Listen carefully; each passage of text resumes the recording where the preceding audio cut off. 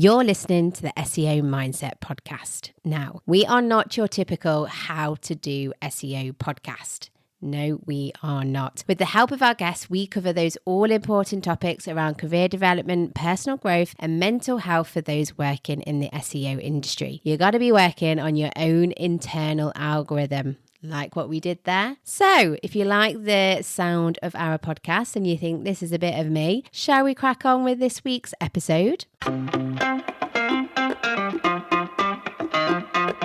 Hello everyone, it's Tazmin here.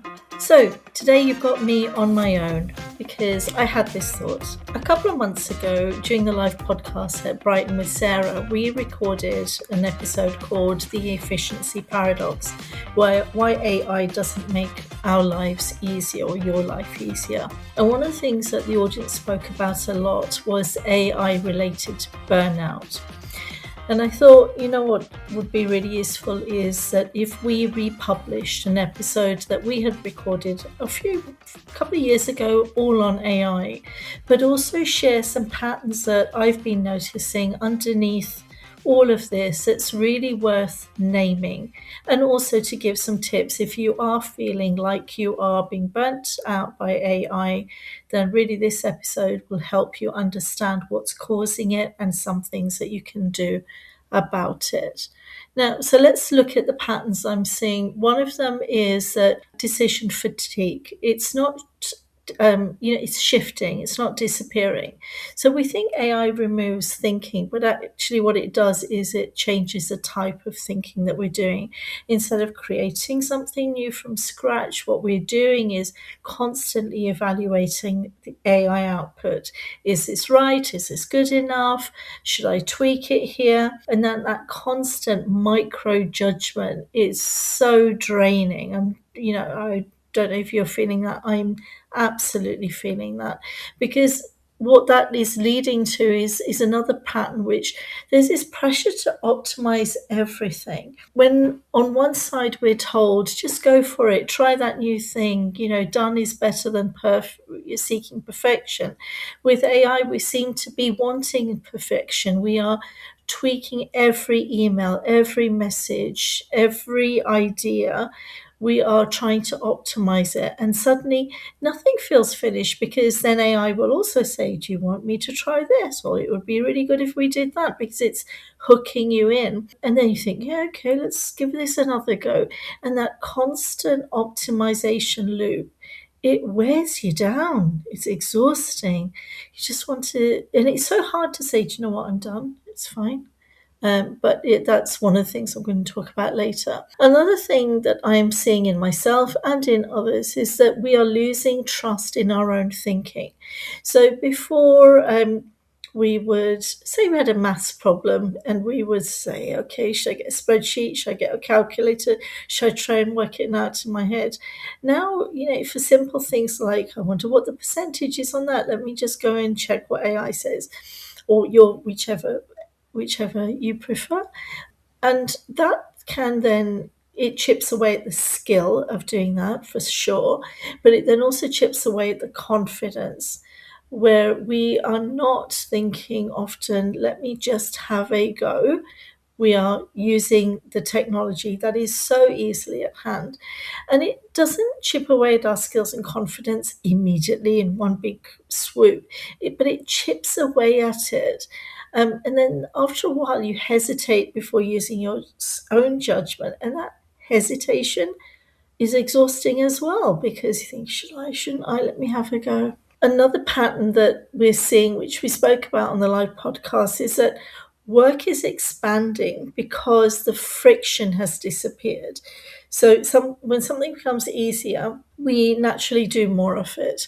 More drafts, more ideas, more iterations. So instead of AI reducing workload, it's actually increasing the output expectations, especially from ourselves. And with all of this combined, we're never really in switching off from thinking mode, because we use AI at work, we use AI at home. I definitely use it for like recipes, accounting stuff, and you're in that zone all the time. So you rarely get that clean break from problem solving, from thinking. So even when we stop work, we're still processing things, half optimizing, half thinking. And all of this, it's draining, so draining. And things are moving so fast. So look, it's here to stay. It's just evolving more and more. So what can we do? What are the small things that we can easily build into our lives? Because burnout is building in the absence of real mental rest, and creativity and all of those things that bring us to life and excite us is also being chipped away at.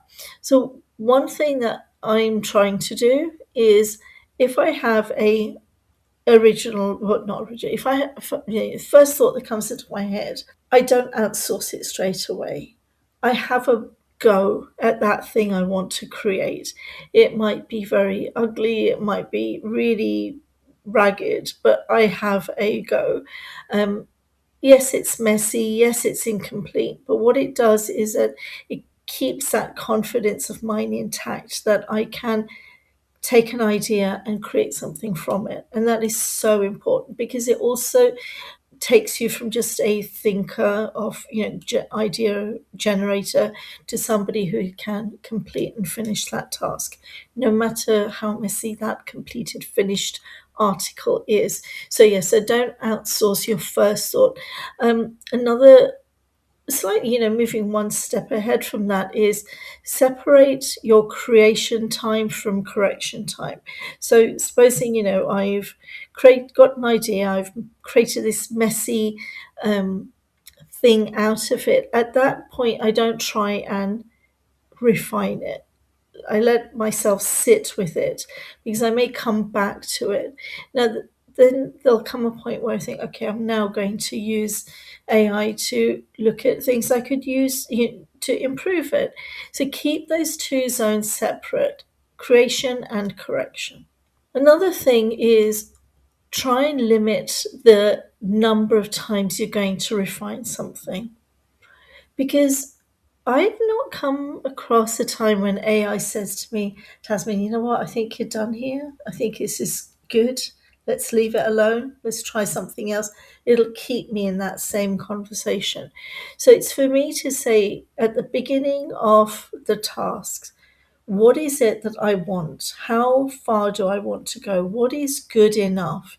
And when I get those iterations measured against that brief that I've created for myself, have we got there yet? And at that point, you know what? It's good. It's good. Because otherwise you endlessly are trying to improve things that are they're already good enough. So limit the number of times that you are refining. And now a few more mindfulness things that you can try. Build some non-digital thinking time back into your life. Whether that's journaling, and you know that I'm a big fan, whether that's journaling or problem solving or puzzles, reading, anything where your brain is allowed to think without input from something else, without the need to optimize, because that's what really helps you clear your mind. It's just you and not this mental overload that AI can create. So that's some non-digital thinking. Also create some AI off zones in your day, in your week, not because it's necessarily it's here, right? There's nothing we can do about it. But your brain needs that contrast. Now, that could be times when you're outside. And again, we've already spoken about this in previous episodes. Time outside, walking in nature is going to really help calm your mind down, still it, because we are overloaded with information. We need some information free, AI free time. So consciously build that into your week. When you're planning your week, we will plan when we're going to work and when we're going to study and when we're going to go to the gym and when we're going to see friends, but create that white space in your diary as well. because the goal here isn't to avoid AI, but it's finding a way that it can sit in your life and for you to keep your thinking intact, your creativity alive, rather than letting it all quietly, die down layer by layer. So I hope that's helped. I hope at least one of those tips has helped. Now let's listen to the previous episode where we go deeper into burnout more broadly, what it is, how it builds, and why so many people miss the early signs. So enjoy.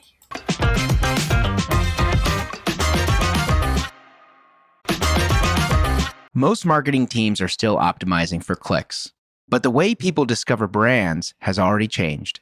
Today, decisions are happening inside AI platforms like ChatGPT, Google's AI Overviews, and Gemini, where there's no ranking page, no 10 blue links, and often no click at all. So the question becomes, is your brand showing up where decisions are being made? At Previsible, we help companies answer that question and, more importantly, act on it. We work with growth teams to understand their visibility across AI platforms, identify where they've been cited or ignored, and build strategies across content, technical SEO, and authority to actually move that presence. Because this isn't just about traffic anymore, it's about influence. If you want to understand how your brand shows up in AI-driven search and where the opportunities are, you can get a clear view in just a few minutes. Go to previsible.io. That's previsible.io to get started. Sarah here, and I hope you don't mind if I quickly borrow you. Are you enjoying the podcast? Do you like what me and Tazmin are doing? If yes, why not support us? For the same price as a Starbucks, Costa, or your favourite local coffee shop coffee, you can give us a one-off tip or a monthly donation. If you fancy doing that, follow the link in the show notes. You can also follow us on social media. We're on LinkedIn and Instagram. Just search the SEO Mindset podcast and let us know how we're doing. Connect with us, chat to us, and also get more tips and advice. Hello, Tazmin. Hello, Sarah. How are you? I'm really good, actually. The sun is shining in the UK today, isn't it? It is. It isn't at my end of the woods, but it was earlier, and I'm hoping it will do in a few, in the next hour, because I'm going to go for a walk. Oh, nice. Do you try and do a daily walk? Is that a thing? I try to. Yeah, it doesn't always happen, but more days than not. Nice. And we just had a bank holiday weekend as well. And again, I was in Essex down south, and it was sunny, very, very sunny on the Sunday when we had a barbecue. But then all of a sudden the heavens opened on the Sunday. No, not on the Sunday, on the Monday. This time of year, UK weather just can't make up its mind. It's like, yes, have some sun. Actually, no, have some rain. And even, I think a couple of weeks ago, we were having hail. So I find it really tricky to sort of navigate during this time of year. We were in Portsmouth, and again, like you said, on was it this? Actually, on the Saturday, it was glorious. We were out and about, but on the Sunday, when my husband and his buddies were going over to the Isle of Wight to do a bike ride, it was not so good. So I did feel for them. So you didn't fancy joining them on their bike ride? No, not 100 kilometres bike ride. No, thank you. That's actually impressive. Even 1 kilometre, because I can't ride a bicycle. I can drive a car, but I cannot ride a bicycle. Oh, you've never been on a bike? I've tried, I've fallen, I've been pathetic, but every summer I say, this is a summer I'm going to learn. So this is summer I'm going to learn, Sarah. Oh, and can I just say, I'm going to quote some words at you there. You've got to be kinder to yourself. You're not pathetic. That wasn't very nice words for yourself there, was it? So true, so true. I'm getting better at learning how to ride the bike every single year. And remember, mindset. You don't know how to ride a bike yet, but summer, you're going to be a pro. Part of me, I wonder, do I really want to because lots of people around saying, oh, you should learn how to ride a bike. Well, my husband, not everyone. And I don't know if I really want to figure it out. Figure it out. Now, I'm excited about this week's topic. So, yeah, tell us where this, because you've planned this episode on burnout, and we're going to get into that. But where did this idea come from? So, as you know, we've had episodes on the podcast about burnout before. It's something we talk a lot about. But when we were doing the live podcast, one of the questions was, what are the symptoms? How do you know that you've got burnout?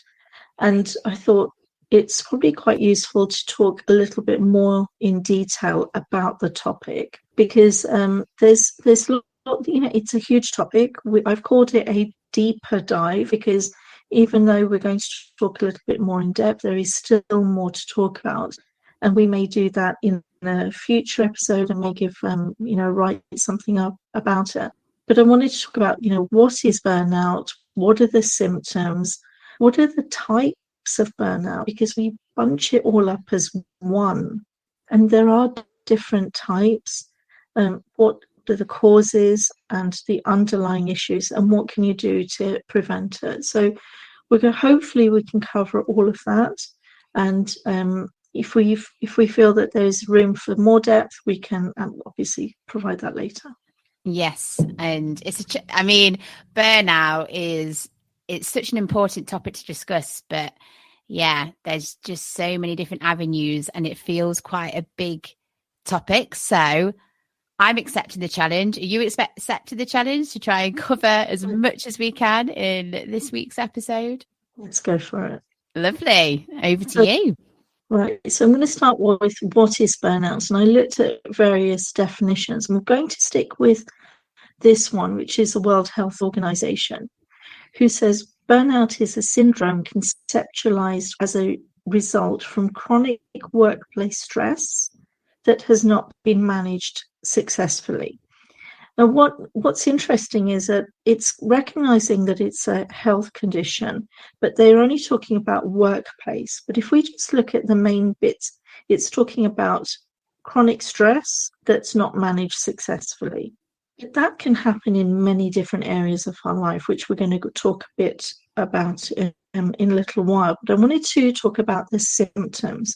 So again, talking about who recognizes symptoms, that they're saying symptoms are feelings of energy depletion or exhaustion, increased mental distance from one's job, or feeling of negativism related to one's job, and reduced professional efficiency or effectiveness. What are your thoughts on the definition and the symptoms that I've just talked about? So it's interesting that the definition that WHO have had, that WHO have put together, they have sort of they've used the term workplace, don't they? But when you're going through the symptoms, you can definitely have that outside of the workplace as well. So you can have it 100% inside the workplace, but there's going to be situations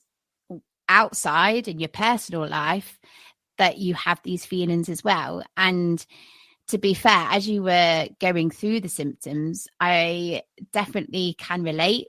I reckon at different parts of my career or different parts of my life, I've definitely had those symptoms or suffered with those symptoms. So I think that it's very relatable, and unfortunately, and it's sad to say, isn't it, that we've all probably had those symptoms at one stage or another. I feel that World Health Organization, credible organization, but I feel that they've been a little bit vague and restrictive to workplace. So when I looked at, okay, what does that mean? Feeling of energy depletion, increased mental distance. What are the actual symptoms that you could put a pin to?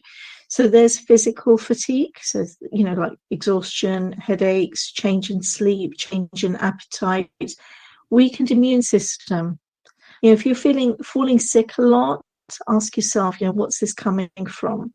Another one, emotional. So this is where you feel detached from work, detached from relationships, irritable, mood swings, you're feeling overwhelmed, you don't feel satisfied. There's a decreased sense of accomplishment in things. Cognitive. So this is when you're finding it difficult to concentrate, to focus, to make decisions. Your memory isn't what it used to be. You're overthinking, you're worrying, negative self-talk, and your creativity diminishes. All of these are things that we hear so often in the workplace, feeling overwhelmed, feeling this, feeling that. Then there's behavioral symptoms. So when you are withdrawing from social activities or relationships, when you're procrastinating. So remember when we had that procrastination episode, I said that there's another reason to procrastinate, and that's burnout. So when you have decreased productivity, absenteeism in the workplace, and when you are not practicing self-care. And the fifth one is interpersonal. So this is when in relationships there's a tension, or you are isolating yourself from your friends and colleagues. Now, when we list those, I'm sure our listeners are probably going to recognize at least one of those symptoms in their day-to-day life.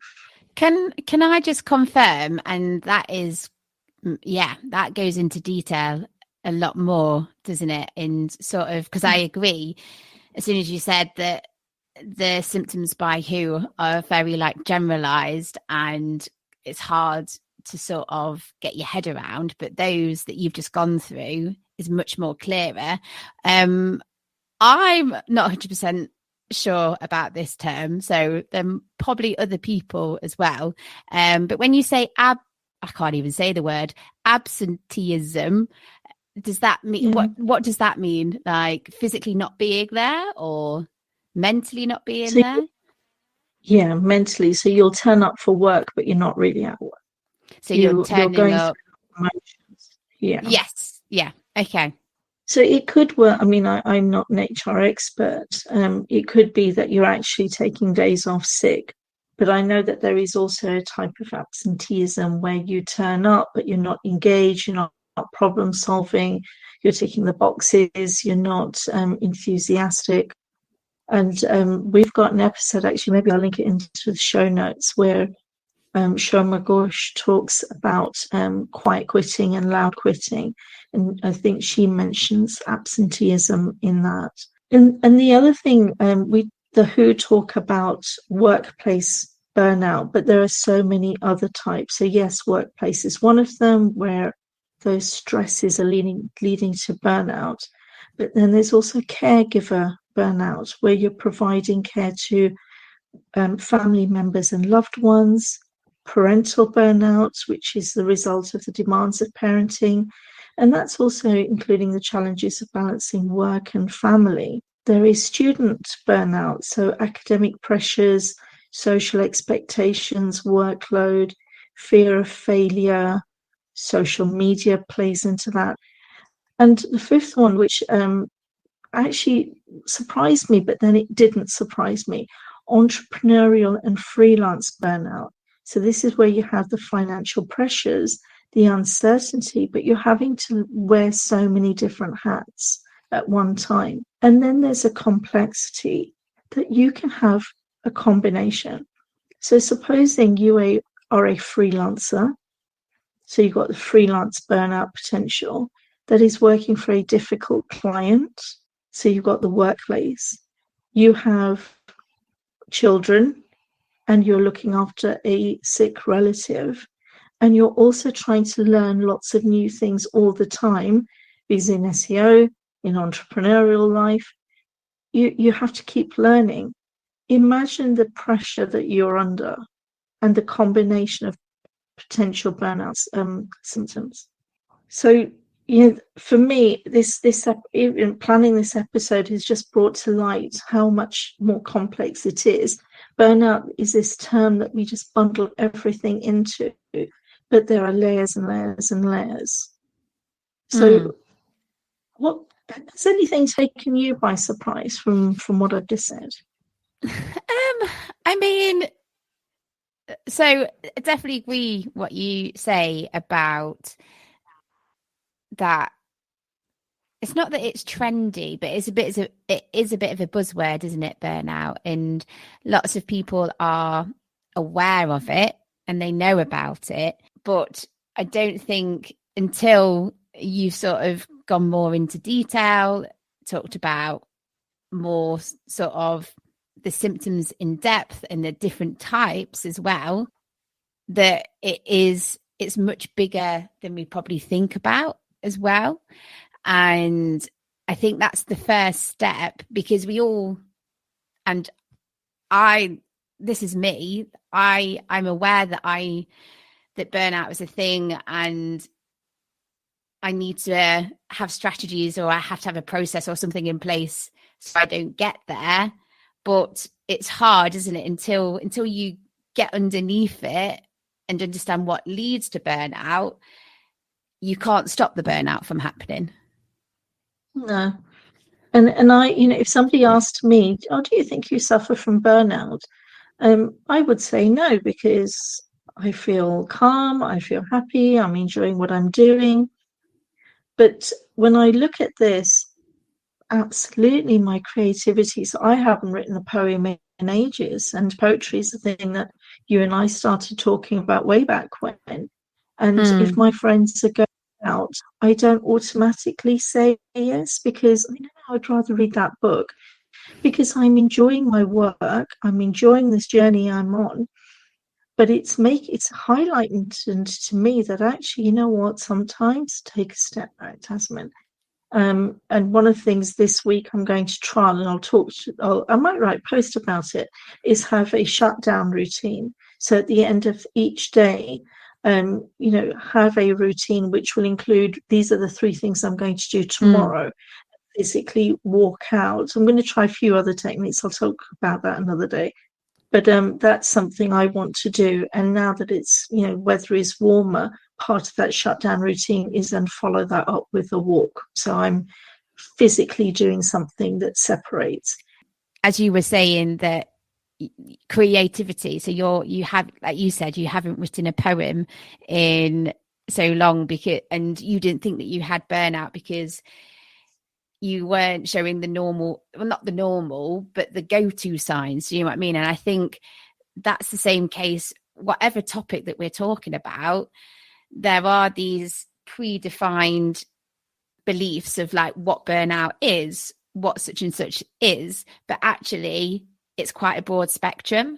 And looking again at the list, and something that I'm struggling with, and it screams burnout, is I've at this moment in time, so I've just started freelancing, and it's a wonderful journey, and I'm like 2-3 weeks in, but the cognitive side, so making decisions I'm finding difficult, or overthinking is a lot what I'm doing right now. And another one that came out to me as well was the interpersonal, so there being like tension, or finding it hard to fit in more social or more me time, because that isn't a priority to me at the moment, because I've got work to do, I've got clients to find. But again, that's a sign of burnout, isn't it? Because you're not putting time aside for the stuff that is as important as making money. Do you know what I mean? So yeah. All of those really, really relevant. And actually, we're going to talk a little bit more in depth about what are the underlying causes of burnout, and what are the simple things that you can do after the break, Sarah. Lovely. I look forward to it. Right, folks, we are back for part 2. So Tazmin, remind us again what we covered in part 1 and what we're going to do in part 2. So we covered in part 1, what is the definition of burnout? What are the symptoms? And we went into quite a lot of complexity about the various types of symptoms. And we also talked about the different types of burnout, and that you could have a combination of burnout. So you could have workplace and parental burnout together. Mm-hmm. So now what we're going to talk about is what are the main causes and what are the underlying issues. So broadly speaking, you're either doing too much, you're not recharging, or you're not doing things aligned to your values. Those are the three main reasons you're going to be burning out. And they sound simple, and you think, oh, I'll just do less and I'll do, recharge more and I'll work towards my values. Oh, that's simple, tick, tick, tick, job done. But it's not as easy as that, is it? So why are we doing too much? One of the reasons is we feel that we can. We think we can do it all, and you can't. And actually that can be quite liberating, because then you can make the choices that work for you.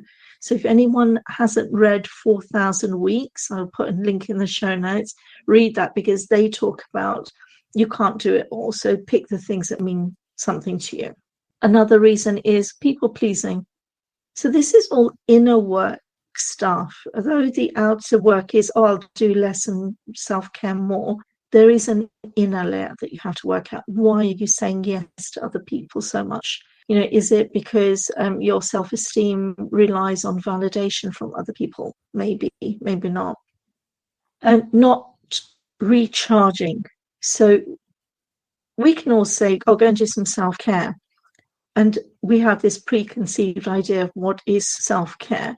But actually, things like working towards your goals is also self-care. Not self-sabotaging yourself is also self-care. So one of the reasons why recharging and self-care doesn't always do its job is because we are feeling guilty. If you're going to go out on a day out with your friends or a holiday with your buddies and feel guilty all the time, you're negating the reason that you're doing that thing in the first place. And, this can be quite gender-based. I was listening to a TED talk where this woman was saying that her husband had said, I do all the things that you do, but I don't do them with guilt. And yet that guilt that you're feeling is negating the fact that you are, going and watching our children play football. And the third thing is you're not aligning yourself with your values. What are your values? The underlying issue there is you may not know what your values are. So going on from what you were saying earlier, that, you're in your freelance journey, you sometimes, want to go out with your friends, but you are thinking, actually, I need to be making money, need to find clients. So then balance there is, actually, if I go out with my friends, I am going to feel more creative or feel happier, elevate my energy, and it's going to feed into how I then talk to potential clients. Can go on, sorry. Can I just add to that as well? So how you were saying, aligning it to my values of feeling guilty whenever I have like social time or whatever that is.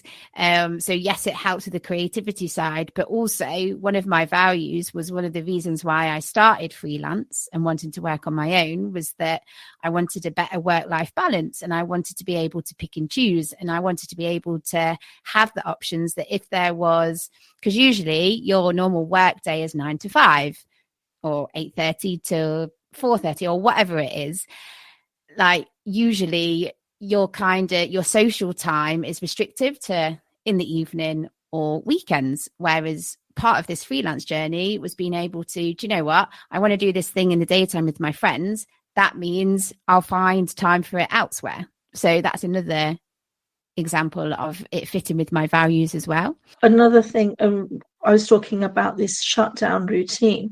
So I've always been a grafter, family of grafters, work. But then I was realizing that actually from say I carried on past 6, how effective was I actually being? Probably not that effective. But then you keep grinding, and that's not working. So I've I'm learning how to be more efficient, batching my days. So there'll be a day that I write, or a day that today we're going to be recording 2 podcasts, or I'll be recording 2 podcasts. And then the other thing is that, my health is valuable, because we've got grandchildren. I want to be able to play with them and run around after them and, watch them grow up. So that extra hour of work, how important is it when I look at my values compared to shutting down and going for a walk and looking after my health, because my values are also aligned to my family. So again, it just shows you there is another layer of complexity on burnout, because it's not just about doing too much. It is about what are you doing and when are you doing them. And another thing I want to add in, especially if you're starting a freelance journey, or if you're starting your career, knowing what your roles are. So the freelancer will need to be creative, need to look after the finances, look after this, look after that, and look after family and relationships. Your values, depending on what what hats you put on, are different. So know what role you're playing at that time and let your values steer you. Does that make sense? Am I making sense, Sarah? You always make sense, Tazmin. You don't have to worry about that. You're very good at explaining your points. And yeah, like I'm just nodding along like a nodding dog. But it's all valid points. And I mean, I'm definitely reevaluating or thinking how I can manage avoiding burnout, or whatever we're calling it. But it's definitely given me things to think about. So, this, like I said, this episode has given me a lot to think about. I'm going to go into, because we still have quite a bit to cover, and I want to give everyone a flavour of it at the very least. What can you do to prevent burnout? So we've talked about you don't need to do it all, and actually accept that you can't do it all. That's really going to help you navigate your to-do list. Permission. You are allowed to live your life differently. We end up living our lives the way our parents lived and, our friends live. You can choose to make the decisions yourself. And, that this acceptance and perspective and permission, that sometimes is very hard to give yourself. And that's why it's really great to be part of communities like Women in Tech. It's really good to work with a mentor or a coach that will almost facilitate that shift in your mindset. Another thing is disregard social media. It makes people look like they've got their stuff together. They haven't. We're all muddling our way through. It's just this facade. Another thing is raise awareness of your workload, be it at work or at home. Because if people don't know what you are doing, they're not going to be able to help you. And that goes to my next point. Ask for help. You are not supposed to do it all on your own. Especially if you have young children and then they are growing up, let them help you. I would just like to add in about this because I end up talking about this a lot, but I remember when I first got into SEO, like my first job in my SEO career, I thought that I had to know it all. Do you know what I mean? And you don't give your permission. I didn't give myself permission to think, do you know what? I might not know it all. I can ask for help, because you think, well, I've been hired to do this role, or take it out of the working concept or the career concept. Being a parent for the first time, you might think, I've got to know it all. It's my role. Or whatever you're doing that's new for the first time. Maybe you're running a marathon for the first time and you're thinking, well, this is my challenge. I need to know what I need to do. I need to put it on my shoulders. But as soon as you allow yourself to ask questions and find communities as well. There's loads of wonderful communities out there for first-time parents, first-time runners, first-time SEOs or SEO communities. So whatever you're doing, ask for help.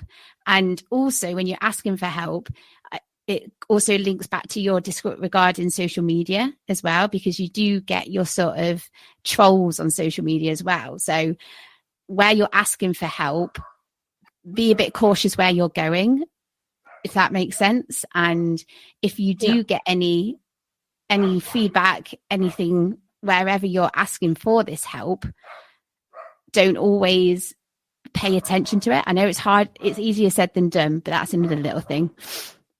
That's true. But even in the workplace, and we'll quote our favorite Yvonne here, who is the BA that I coached once. Directors would say to her, Yvonne, can you do this for us? And she'd say, oh, Mark, I'd love to do that. What would you like me not to do? So she's not saying no. Make your manager aware, this is the workload that I have, and these are the number of hours that I have. So what is it that you would like me not to do? Or what can we delegate somewhere else? Because if you're not raising that awareness, nobody's going to know. Same in the work, in the home. Yesterday on the drive back from Portsmouth, I was saying to my husband, now he doesn't usually see me doing this, but I said, oh, what shall we eat this week? And he said, I don't know. So I said, right, well, let's plan. I'm going to do my menu planning here. I don't think he's ever thought about menu planning, which then created my shopping list, which then I did online while we were in the car so I could just pick it up. So it's not just the actual thing, it's the thinking about the thing, which is also a workload. So, raise awareness of what it is. My next point would be build self-care into your life without the guilt. Remind yourself that you're going to be better at who you are if you're resting and recharging. And then this is a note to any leaders out there. So this could be a leader in a workplace, this could be a leader in a community, in a home, who cares about the well-being of their team. Practice what you preach. Lead by example. Leave on time. Talk about the social things that you're doing at the weekend. So those are what you can try and do to prevent burnout. Well, can I just say, Tazmin, I'm very impressed because we are rapidly running out of time, but you did it.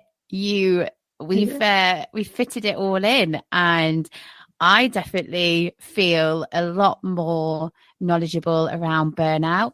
I know the different types. I know that you can have a combination. I know the symptoms and how wide and the range that they can be. I feel that I've got loads of actionable strategies and tips that I can implement to help myself prevent burnout. But I suppose my main takeaway from this episode is just being a bit kinder to yourself. So everything that you've spoke about, all the strategies, everything that we've covered, it's only going to work if you give yourself the same grace that you give other people. And easier said than done. But again, it's that change of mindset, isn't it? And if you can, and there are times where you are going to suffer with burnout. Yeah, it's a bit idealistic to think, you'll never have to deal with burnout ever again, because life isn't like that.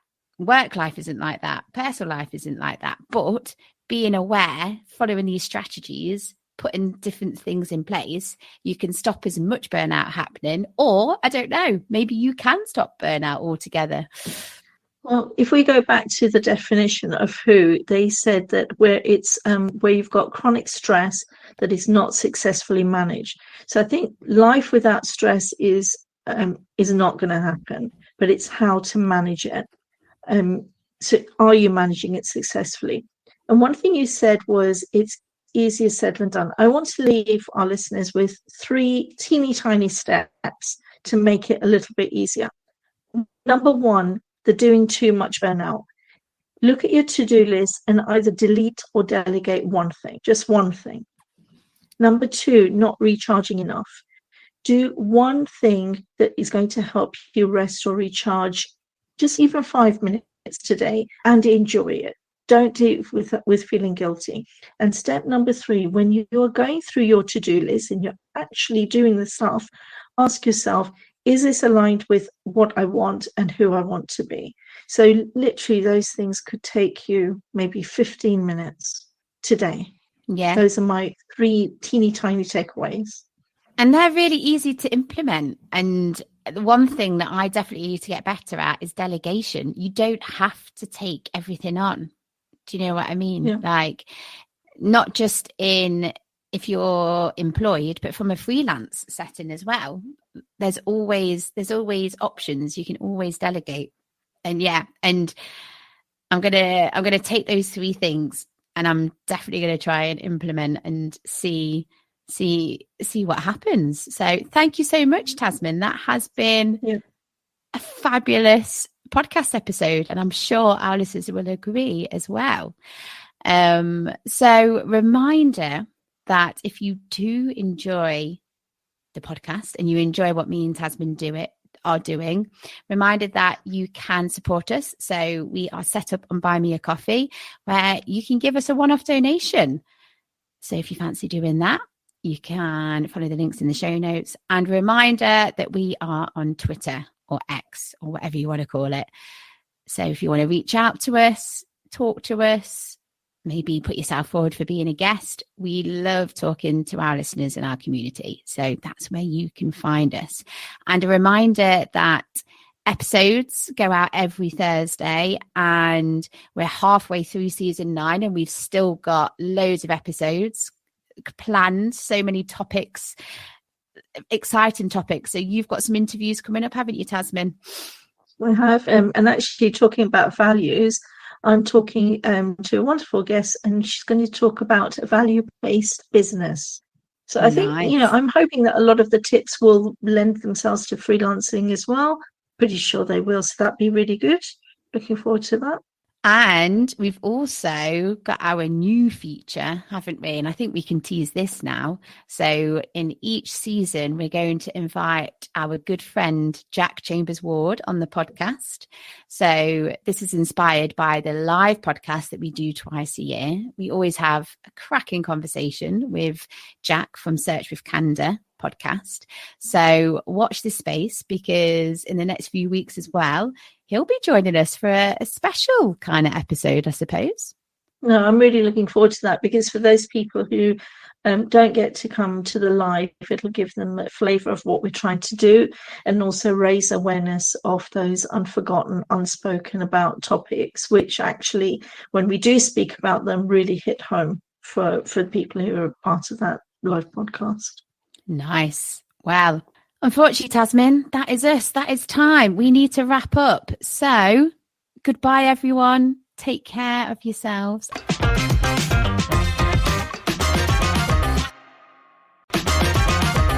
Search has changed, but most strategies haven't.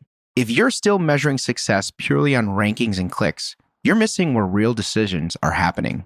Previsible helps brands understand and grow their visibility across AI platforms, so you're not just present, you're chosen. If you want to see where your brand stands and how to build trust in AI-driven search today, visit previsible.io.